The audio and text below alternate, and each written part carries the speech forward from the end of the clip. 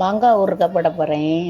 மாங்காவை பொடி பொடி பொடி பொடியாக நறுக்கி கொஞ்சம் உப்பு கொஞ்சம் மஞ்சள் பொடி போட்டு உலுக்கி வச்சுட்டு திருப்பி கொஞ்சம் கடுகு கொஞ்சம் வெந்தயம் இதையும் வறுத்து பொடிச்சு தனியாக வச்சுக்கிடணும்.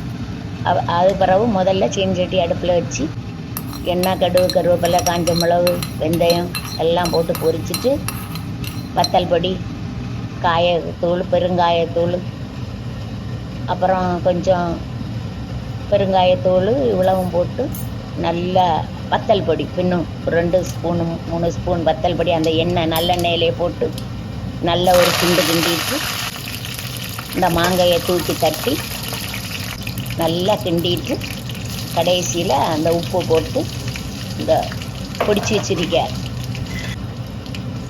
அந்த கடுவும் வெந்தய பொடியும் போட்டு நல்லா கிண்டி எடுத்துடணும். கருவேப்பிலையும் உருவி போட்டு சூப்பராக இருக்கும்.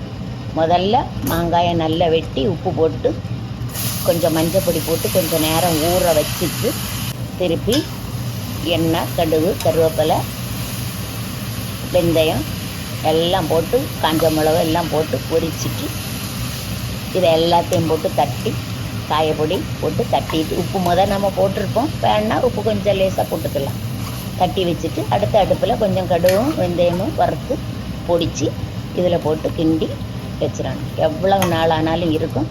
சோறு வச்சோ மீன் வச்சோ என்ன வச்சு தின்னாலும் அந்த தட்டில் கொஞ்சம் இதையும் எடுத்து வச்சு தின்னா அவ்வளவு டேஸ்ட்டாக இருக்கும்.